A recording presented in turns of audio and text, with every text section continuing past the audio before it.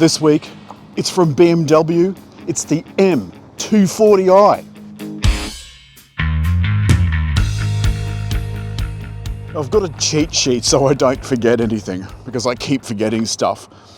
But the 285 kilowatt, 500 Newton meter straight six engine has twin turbos. This has all-wheel drive and an 8-speed automatic.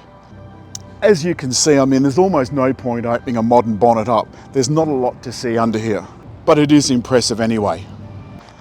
What do you think of the colour? It's called Thundernight, and it's this deep metallic purple. The headlights, standard on this, and they're those fancy matrix ones I'm always banging on about, that bend the light around anything that's oncoming. These flaps in the front normally shut when the car is parked, but they open as the car requires more air for cooling. I think this is just a stunner. As this car stands, it's almost $93,000. The metallic paint is $1,700. And the M Sport seats are $2,000. This comes standard with the sunroof, and the opening is actually, you can see this is quite large. It's actually, I think it's around 20% bigger than the old model, or thereabouts. I've got the same problem with this that I have with many of the new BMWs. This door handle is difficult to use, and if you're in a hurry, your fingers will slip out. But you lock and unlock using these little divots, so long as the key's in your pocket. And around the back, this is a look not everyone's going to love. I grant you, it is chunky. And the cute little spoiler thing up here, it's kind of next to useless. The lights, though, are really chunky, and it's got black surrounds to give it a little bit of added interest. Huge twin exhausts, and an M badge just to remind you that you are in an M-inspired car. It's not the full-on M experience, but as near as you'll get for $93,000. The boot, electric opener, but a manual lid, and inside, a relatively decent sized boot. Because there is no spare in this car, you're going to have to put up with a repair kit. Like all German cars, or most German cars, there's a triangle up here for when you break down, which obviously you hope never happens. The cameras in this car are amazing. We'll have a look at that when we get inside. There's a couple of things about the interior. First of all, trying to get the seat belt. There's no keeper on the top of the seat, so it is an awfully long way back. Before we head off, let's have a quick look at the dash and the console. The dash is divided up into 3 areas, and each of those can display information separately. Above that is the heads-up display, and then over here, a touch screen. It is a decent size, but a lot of the real estate is taken up by commands and so forth. Now, this isn't a very elegant situation for my dash cam. My navman is plugged in down here.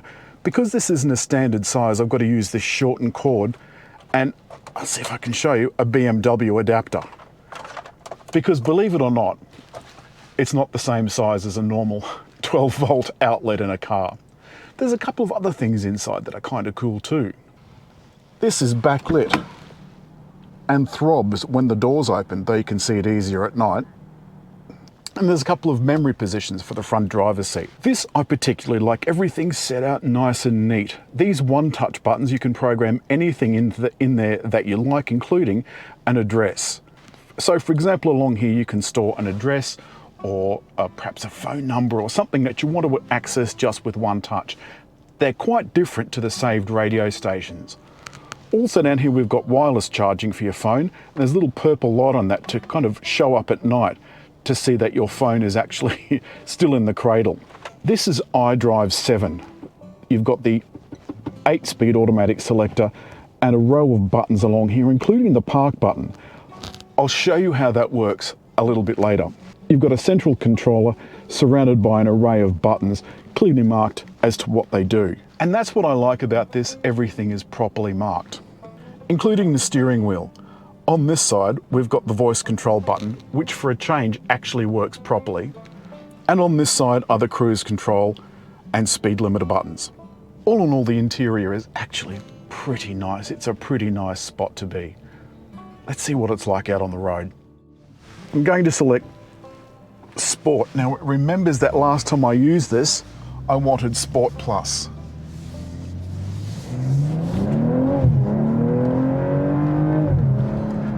It makes the entire thing come to life. Everything stands up to attention, the suspension toughens up, but most of all, the transmission keeps the engine in the power range, just in case you're going to want to use it later.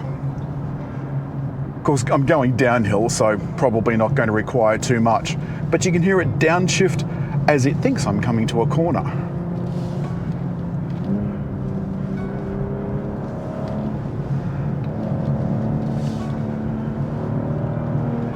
It is very immediate.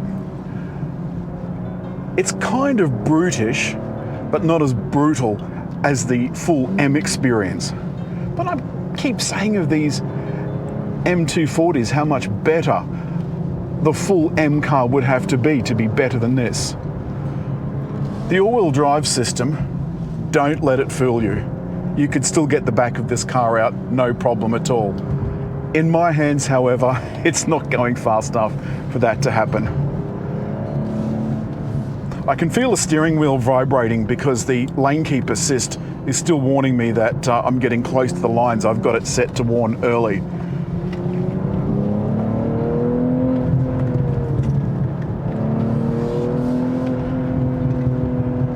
Corners are just such a rewarding experience. And it's one of the main reasons you'd buy a car like this with its multi-links in the back. But most of the time, you're not going to be driving on corners like this. Most of the time, you'll be on the freeway or in town. Geez, I tell you what, it begs you to be really naughty. My lights, by the way, are in full automatic mode currently. I explained outside that the matrix lights that bend light around things, well, that's what this does. Let's see what it's like on the highway.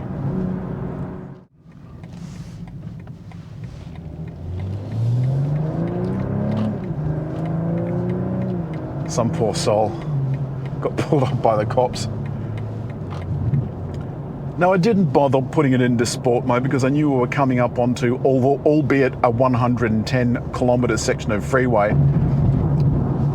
It's the end of the weekend and there's a bunch of people heading back into Sydney. So I'll be lucky to do this speed all the way in. You can hear it's a little bit noisy on this not very well kept tarmac surface. Switch into that middle lane.